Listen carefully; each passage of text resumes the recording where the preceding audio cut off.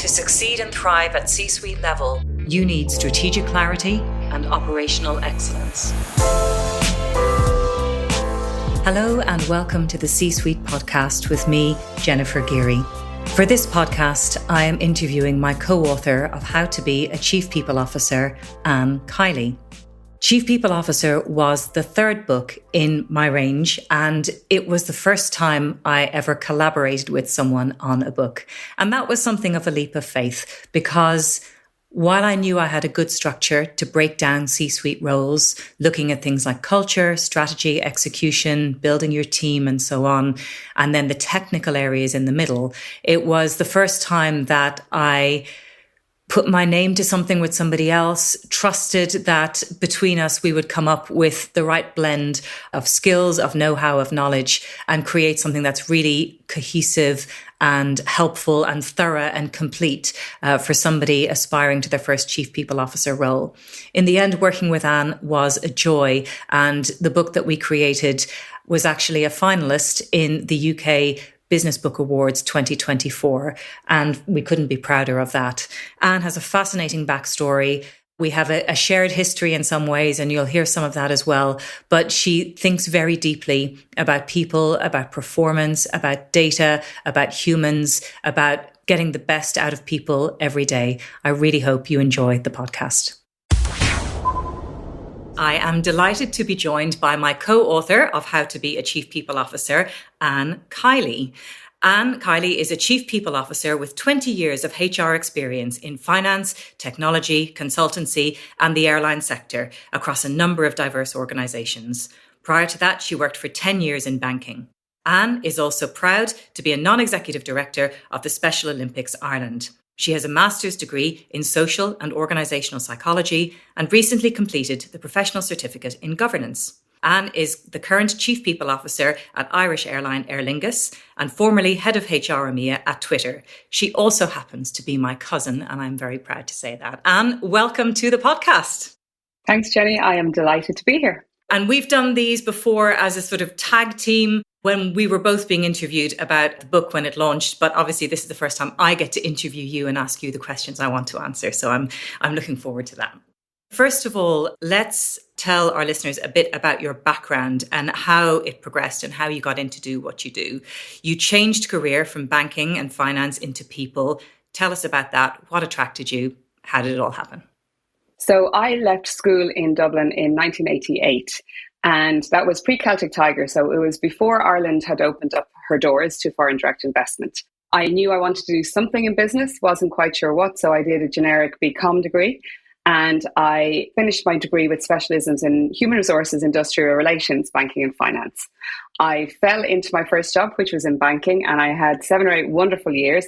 I worked my way around the bank in finance. I worked in the money markets and in retail banking. But somewhere along the way, I realised I should have done the other side. I should have waited and taken a role in HR. So I went back to college in my late 20s and studied for a further 3 years. So I did a higher diploma in psychology and a master's in organizational psychology. The reason I wanted to do that, Jenny, was because it looks at HR through a particular lens of measurement and data and takes a scientific approach to it. I come from a very sporty background, as you know, and everything, around that is always about performance. So for me, humans in business is about performance.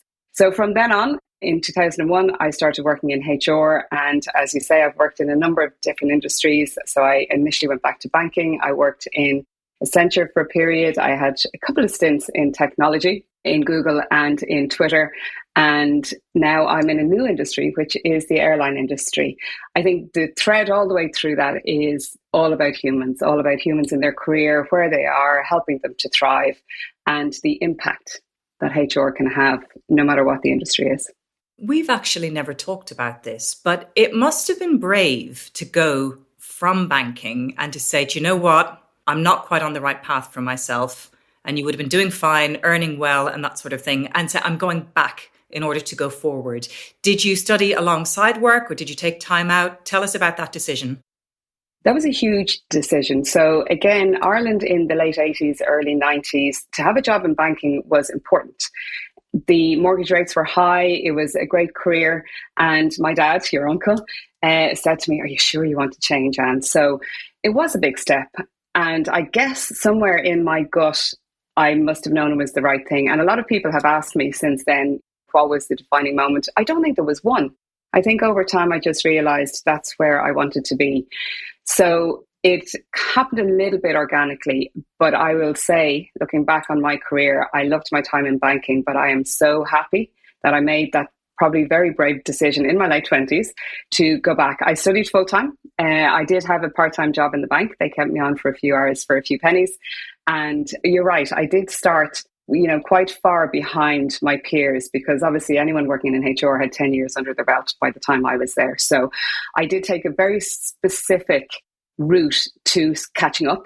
So I knew I wanted to do general HR eventually. I knew I wanted to do BP and maybe a business partner, HR business partner, and a CPO one day. But I'm a very active learner. I need to feel learning in order for it to kind of take it in. So I kind of went out of my way early on and quickly to get different specialisms under my belt in learning development, HR outsourcing, HR project management. And then I went into BP land, and it's worked well. But none of that was wasted, right? You had gone forward in one direction, but then you went back and retrained. But I don't think that you would say that you would look back on that time and say that it was wasted in any way. Not at all. In fact, it absolutely helped me to be a better HR person when I moved to the other side. So I knew what it was like to work in banking. I knew what it was like to be customer facing. I knew what it was like to work with big money in the money markets. So therefore, when I transitioned into HR and worked in HR in banking, I knew what the job was. I knew what it felt to do the job. And therefore, I knew the skills and the interactions and the stakeholders and just what it felt like to be doing that work. Doing HR is, you're so much more successful when you can empathize and you understand genuinely what your business does.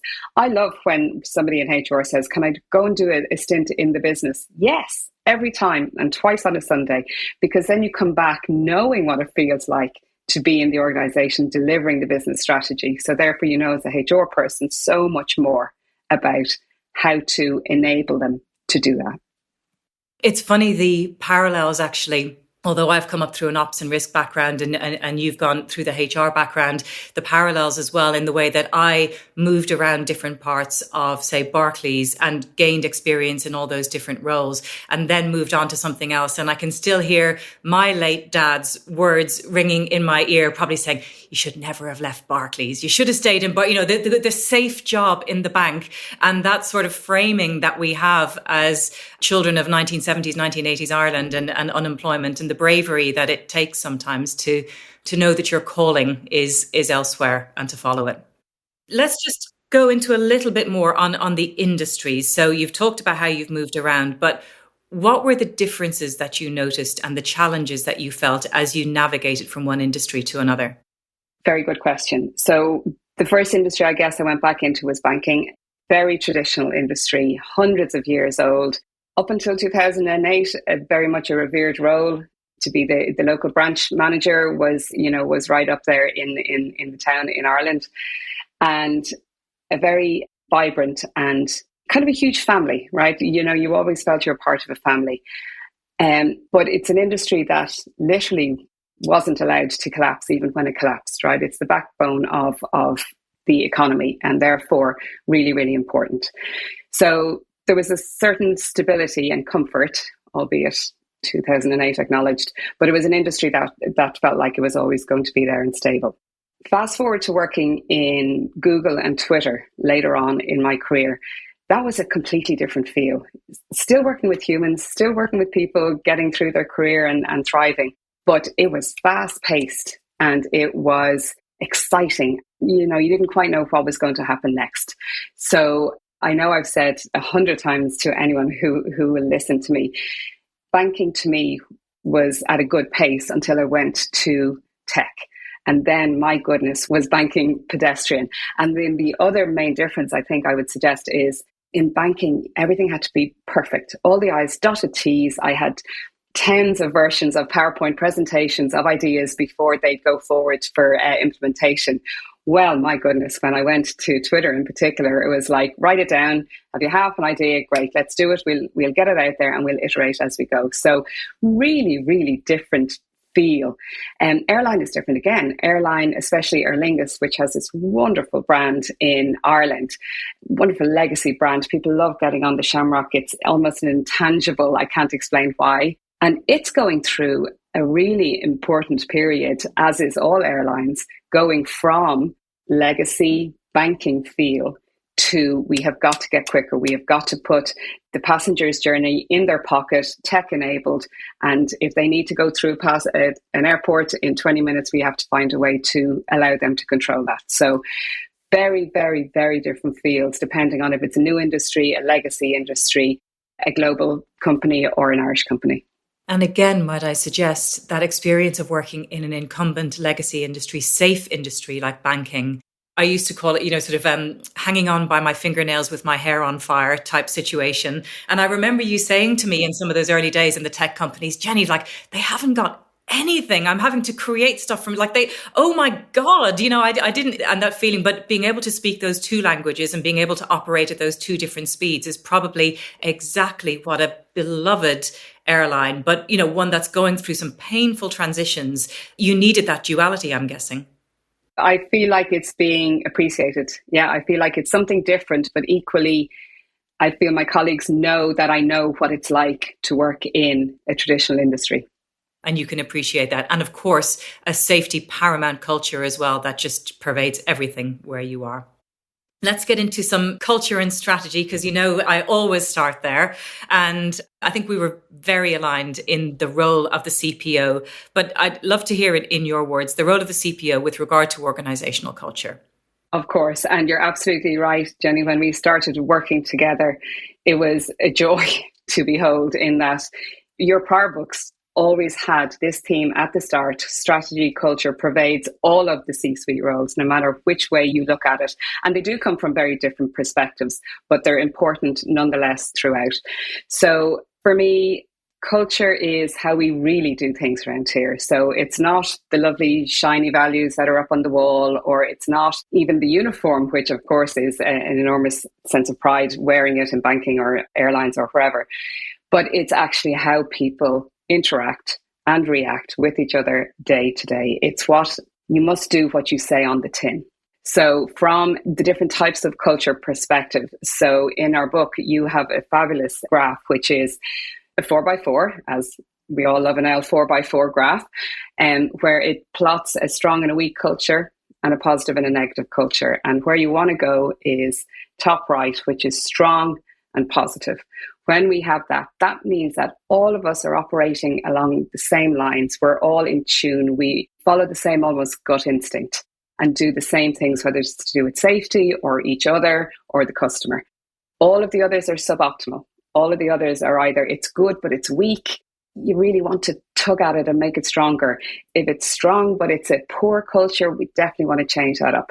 So culture is all pervasive. And of course, as a CPO, and leading the HR function, we don't own culture.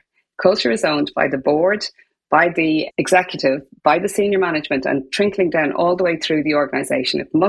A strong culture must start at the top. But I oversee it, and I need to make sure that it is going towards, if not in that optimal area. So it's a tricky L role for sure, because we can't possibly say, yes, I'll deliver a positive culture. But we HR, CPO are really, really tasked and have the responsibility for making sure that it does happen. Through good times and bad. We don't gloss over the bad times either. And there have been tough times. And I guess after challenging times, you've got to pick yourselves up and reinvest and try and move forward also. Yeah, 100%. And I will say as well, the link between culture and engagement is if I buy into the culture. So again, if you have a poor culture and people buy into it, that's not a good thing. But my goodness, when you have a positive culture and an optimized culture and people buy into it, people come, they stay, they perform, they want to do more, and they feel like they belong. I was going to ask you for a couple of practical ideas. So, we talk in general about CPO and culture, but is there anything that you think of from a practical standpoint, from a day to day? Because I think sometimes it's very easy to think, oh, culture is that thing that we'll eventually get to in the future. And what I used to say, especially at Save the Children, was, no, it's right now. Like, it's how you deal with the person that you interact right after this meeting. There can be this waiting to engage and create culture. But what about sort of some of the practical things you do? Yes, absolutely. So on a very practical level, so when I think of the employee journey, the bit that I definitely can own, and the places that I can weave a strong culture through the organization is in the employee journey. So very practical example, when we hire to the company values. We ask people at interview stage, how do you think about this? How do you think about safety? How do you think about your customer? Give me a good example of. So whatever's important to them coming into the organization, we start asking them about it straight away. Then when somebody is in the organization, day one onboarding, we know from research, there's a powerful positive correlation between people being motivated and staying in organizations when they've had a great onboarding. Again, bring in people to tell our new recruits what the culture means to them on a very practical level. So real practical examples. And then when I think about the employee's journey through the organization, what roles are they in? When do we promote them? How do we performance manage them? Against what criteria? That's where I can weave in making sure that we measure people against exhibiting a strong cultural core. So very, very practical from the HR perspective. And then when I think about influencing my C-suite peers, I think about how can I encourage them to do the same. And sometimes they're magnificent at it. So our customer team do customer first training throughout every single member of our cabin crew. So they know what customer first is. And in many ways, I reach out to them to say, come in and give us those examples. So it's all pervasive. It is very practical and can be very practical and indeed needs to be. So we set out our stall, we explain what culture is to the organization, and then we measure how well people are aligned to it. I love that. And I never thought about that before. Rather than just preaching outward about customer service and customer first, you have in your organization some of the best ambassadors and most customer focused facing people you could imagine. And to actually say, teach us, like help us learn from that customer focus and make us better internally and let us treat each other as customers in the same way that we treat so well every single passenger who comes on board. That's amazing. You've already started, and we will get into this, the structure of the book.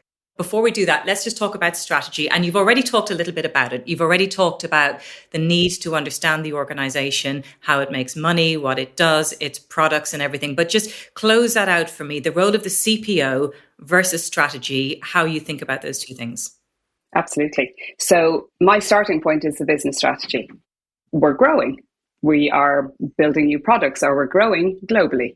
So my lens through that is, right, do we have the right people? Do we have the right amount of people? Do we have the skills that we need to do it? Do we have the technology that we need to do it? So that's a growth strategy.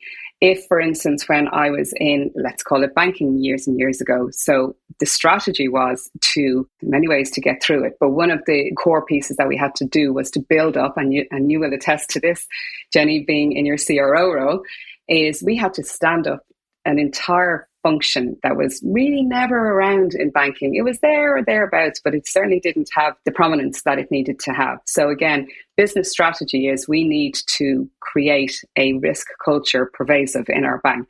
So from a HR perspective, okay, what skills do we have? Does anyone even have these skills? And then you start thinking about, well, healthcare has done safety and that kind of thing for a long time, and compliance. So you start thinking about, where can I get the skills from the different industries into a people program that will help to execute the strategy. So the starting point is always the business strategy. And then the lens that I will put on it will create the people strategy. Are we hiring? Are we consolidating? Do we need new skills? Do we need more of the existing skills? That turns into the people strategy. And then I'll have programs of work that sit under that deliver the people strategy that will ultimately deliver the business strategy. If I roam around in my own bubble and just create all the fancy people things that I think an organization should have, I am not going to be successful. There must be a link. Yeah. And the other thing that shows about your approach, and I loved this, and it's kind of changed how I think about hiring people as well, is you are a strong advocate for hiring for skills and abilities rather than have you done that particular job before, and do you, are you the square peg that fits the square hole here? You are much more about capabilities, values, skill sets, believing that the other stuff can be taught, right? 100%. It's like if you hire for the skeleton, the other stuff can absolutely get built around it. So there's a growth mindset. I have these skills now, but I understand I'm going to need these skills tomorrow. I'm willing to learn. I'm able to learn. And then, as you say, there has to be that link to the culture, the gut instinct that, yes, I like what this organization does. So if we hire for those, we're off to a great start with having a good match. But then the organization needs to evolve, and the people evolve with it then. So there's a relatively new phenomenon, which we talk about in the book, which is building a skills-based organization. So no longer should we be thinking about a job description and, 10 things and roles and responsibilities that this job should do. We should be thinking of it exactly as you say, Jenny. What are the skills that this job needs?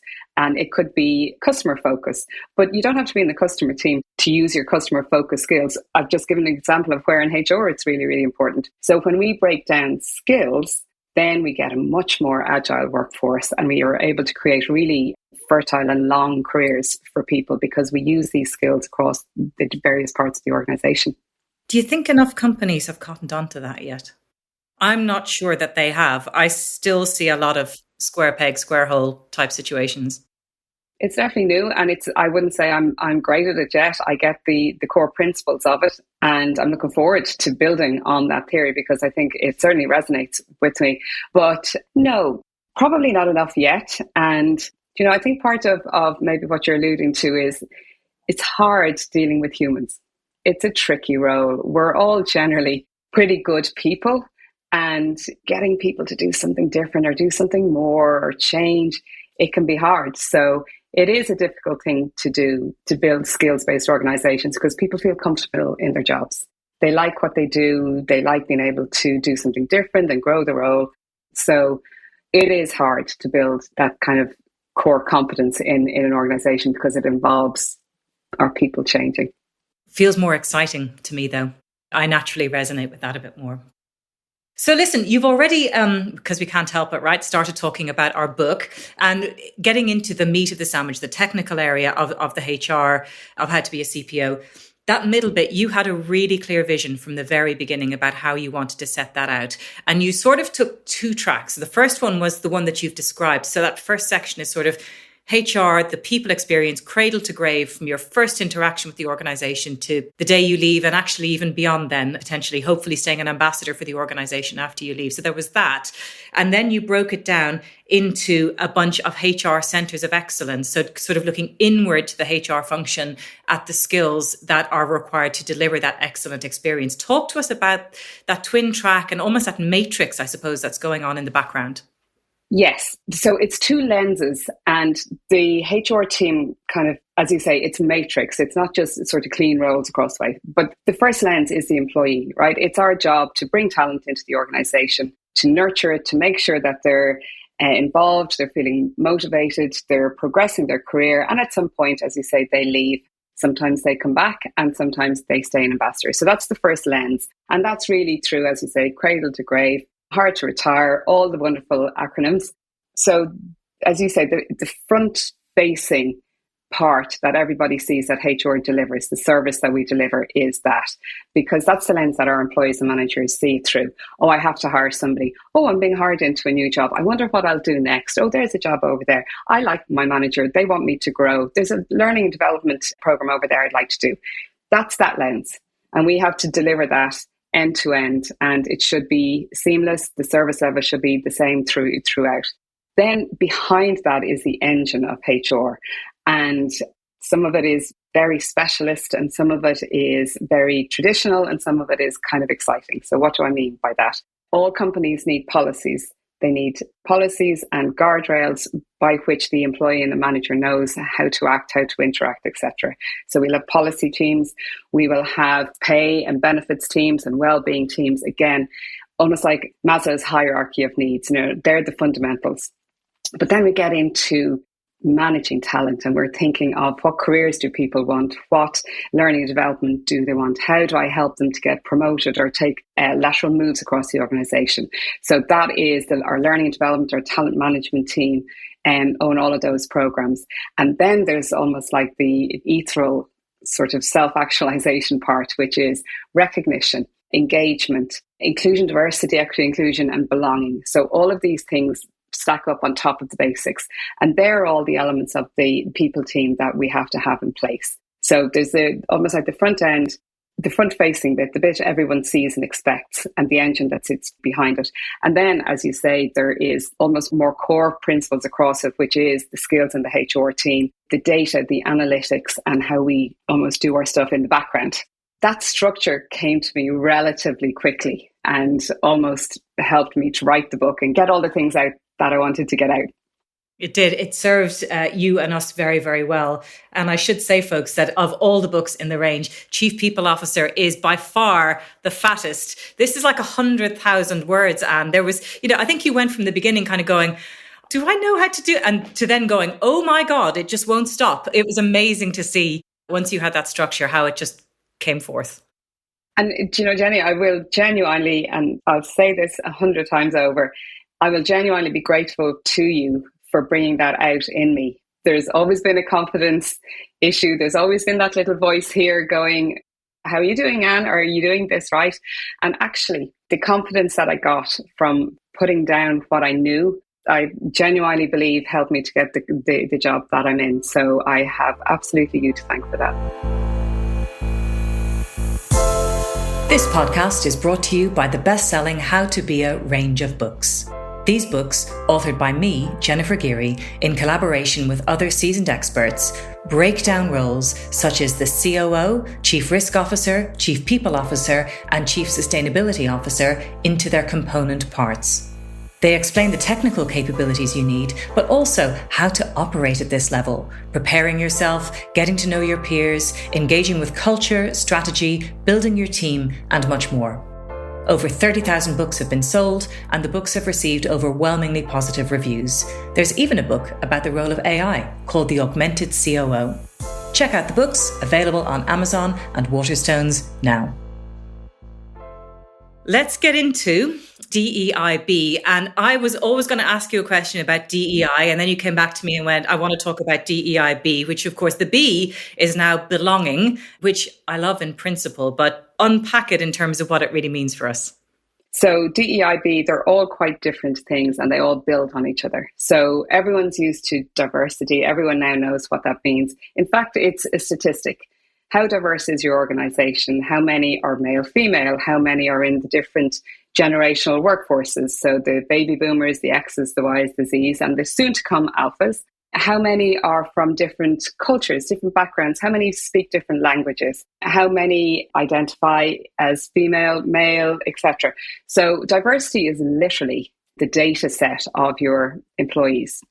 That's your starting point, is to know what that is. It's not easy to get that, right? People are still very sensitive and not quite sure around sharing that kind of information. And we get that. We HR get that, and we have to be really and are very sensitive to it. However, it is our job to try and build the confidence in our employees to give us that information, because that helps us do all the things I was talking about a few minutes ago. How do I hire? How do I promote? How do I move people around in their career? So that's the D. E is, it can be either equity or equality. So for me, it's equity. And I'll give you a little description, if I can, about what the difference is. Equity means everyone gets the same thing. So there's a wonderful meme out there, if you go and Google it, which is there's a fence and there's three people looking over the fence at a baseball game. A tall person, a medium-height person, and a small person. Picture number one, they're all standing on the ground. The tall person can see the game, the medium-height person can't, and the small person can't. The next picture is equity. Everyone gets the same size box to start on. Everyone gets the same thing. The tall person can still see. Now the medium-height person can, but the small person still doesn't see over the box. Equity is doing something different to have everyone have the same experience. So you take the box from the tall person, you give the smaller person two boxes, everybody sees the ball game. So for me, equity is more important than equality, because it's allowing us to do something different for them to have the same experience. And we often hear that in organizations going, oh, why do we have to go to one of these LGBTQ things, or why do they get more voice than everyone else, or oh my goodness, another women's network, really? So the importance of giving different underrepresented groups a voice, giving them something different, essentially creates equity. So that's what equity is, and that's important. We weave that through all of our HR processes too. DEI, inclusive, is, I'm sure everybody remembers one of the memes that came out at the start, or one of the sayings, which is diversity is being asked to the party and inclusive is being asked to dance. So we can have all the diversity and we can have all the processes, but unless we actually buy into the processes and include people, the underrepresented groups will always be standing at the outside of the party. So we must draw people in and show them that it's okay to come and dance. And then belonging is, do you know what, Jenny? It's nearly like when we do all the other stuff, belonging just happens because it just means that everybody feels the same every day in the organization in terms of how they work, when they work, what they work on. So belonging just is truly that top of the hierarchy of needs. But I get it. And you talked at the opening about performance, and you believe strongly in performance and everything that you do in sports and in life. But I can see how going beyond all of those ingredients to I belong here. This is my place. These are my people. This is my tribe. I want this place to succeed. How that could actually be a differentiator in performance. Completely. And you and I have worked in a number of different organizations, as many people have. Obviously, sometimes you feel like you belong more than others. That's from a relatively privileged perspective. So, an underrepresented group, you don't automatically feel like you belong by any way, shape or form. So finding your tribe, you're absolutely right. Not every company is right for every individual.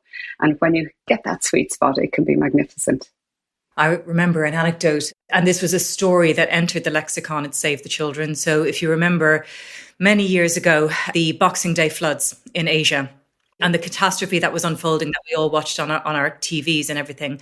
And at Save the Children, what they said was, on that day, there was no email sent, there was no call to action. People came to the office. They just literally, they came in, they showed up. What do you need? What can I do? I'm here. And that to me speaks about that belonging and that like, I am all in and I'm here and, for whatever's needed. So amazing. Yeah. So you use a really important phrase there, Jenny, which is showing up. There's a very, very important part of DEIB, which is allyship. So very often people immediately go to, our LGBTQ E or G is people who are gay. Our women's network is people who are women. Our accessibilities network is people who have some kind of an additional need or support. Allyship, aside from membership, is needed as much, if not more, with our employee resource groups, our ERGs. Allyship is not being a member of one of those communities, but it is showing up and doing something on their behalf. So that word resonates so much with me. It's saying, I'm here and I've got your back. I've got you. Let's go from that into something maybe initially not quite so engaging, but very important. So data. So you were one of the first people I heard speak about the datafication of people data, personnel data. And in some ways that sounds a bit robotic and people kind of shy away from that. Incidentally, I was at a course for the last 2 days. I was presenting at RISNet London at the Excel, and there was a huge talk of obviously the datafication of everything, but people were talking about HR and people data and what we do with it. But so you were an early adopter of that as a concept. Why? Why is it important? Because it allows us to make better decisions. It informs how well our decisions have gone. It measures success. What gets measured gets done. It's that old adage, right? So in sport, we've always been about metrics, about performance, about agility, strength, flexibility, winning statistics, losing statistics. So I think that's where it came from inside, if you like, through my youth. And then working in HR, I guess the connection just made sense to me. So I've always sought to use HR data to make decisions, to measure decisions, and to see, are we heading in the right direction? Not always top of mind, of course, for other folks to try and understand how HR data is important. And more interestingly, not always top of mind for our fabulous IT folks to say, HR data, really, you need that? So I'm on a mission to, as you say, datafy our HR functions. And it's really, really important. It's very simply talent acquisition. We've got a campaign. We're hiring for our summer interns, and we want to know how many of them come back. So you got data points all the way along going, what skills do they have? What jobs do we bring them in to do? We'll measure their engagement, we'll measure how they're feeling, and then we'll measure who comes back a year or two later. And then we measure 5 years in, who are the folks who have thrived in the organisation. So there's longitudinal data that can be absolutely magnificent. But here's an aspiration, which people smile at me when I say, well, what if we used HR data to make every single day of our lives easy as employees or managers? So I come into work and I'm told, oh, there's a parking spot for you right there. And it pops up into my app. That's the spot that's going to be clear for you today. So I don't have to drive around in circles to find a spot. Great.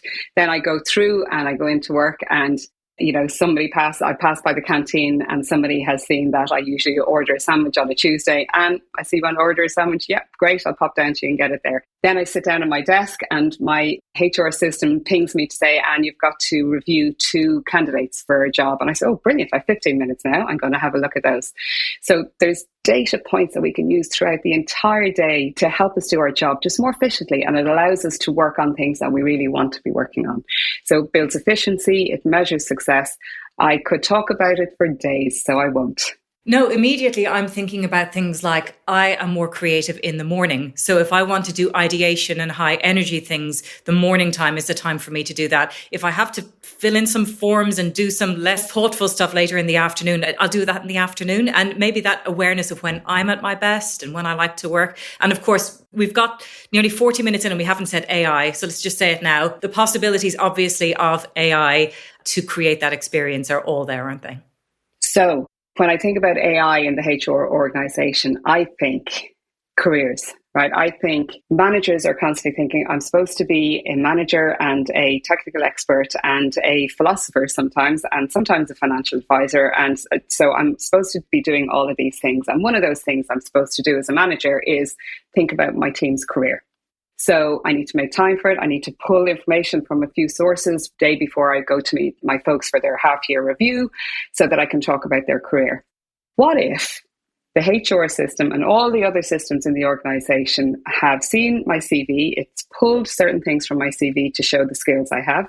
It has somewhere in induction or onboarding, I've captured what I want to be when I grow up, and I named some jobs I'd like to do. Obviously, I've been in the HR system 3 years, and it looks at my goals, it looks at what I've achieved. It pulls all the information together.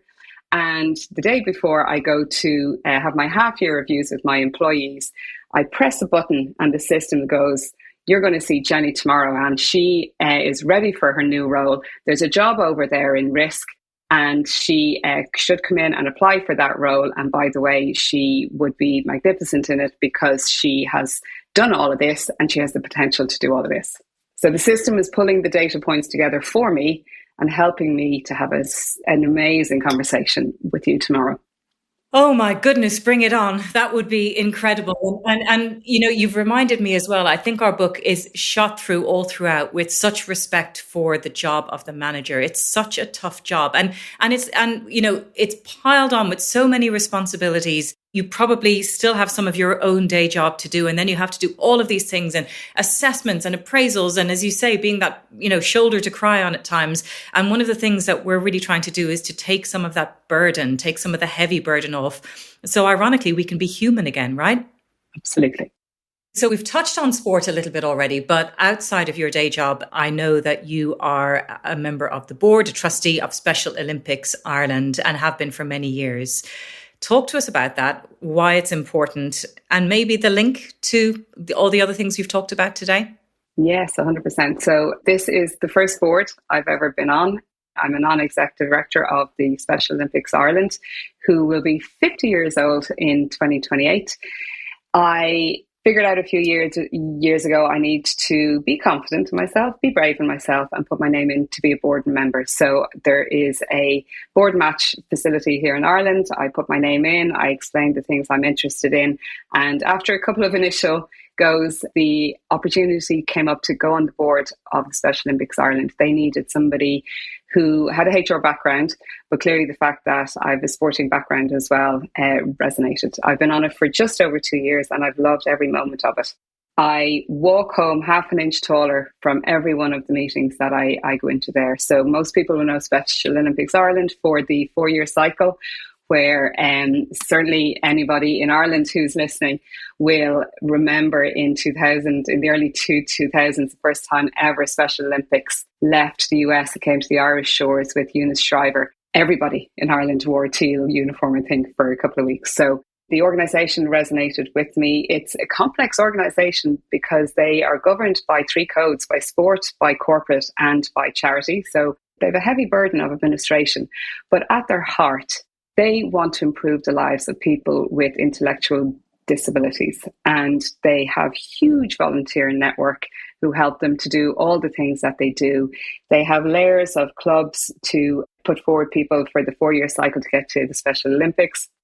My goodness, are they athletes who take their job seriously. And when you're around them as part of the Ireland Games or the regional games, they don't want to know anything about, rolling board members around the place. They're in the zone, they're practicing for their piece, and they just want to get out there and do their best. And it's magnificent.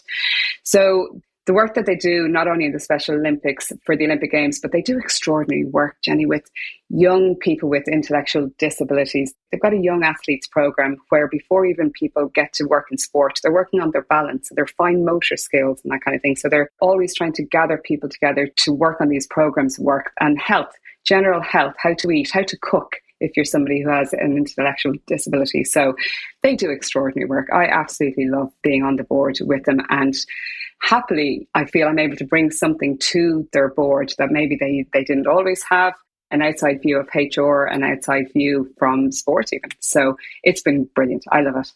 You get so much out of it too. I know you'll bring a lot, but you get so much out of it too. That's fantastic. And we're almost there. I've got 2 last questions to ask you. The first one is, what one thing do you wish you could tell your younger self? So I got feedback when I was in Twitter to say, will you ever get out of your own way? And it is the best feedback I've ever gotten. And if I was 14 again, I knew I was smart and I knew I could do well in my Leaving Cert and I knew I was quite good at sports. But did I ever really believe it? No. I always questioned, was I good enough, or am I thinking about this right, or tackling it right, or, oh my goodness, I made a mistake. I would tell myself, just get out of your own way, yeah. Just drive on and let it happen, make it happen, it'll happen.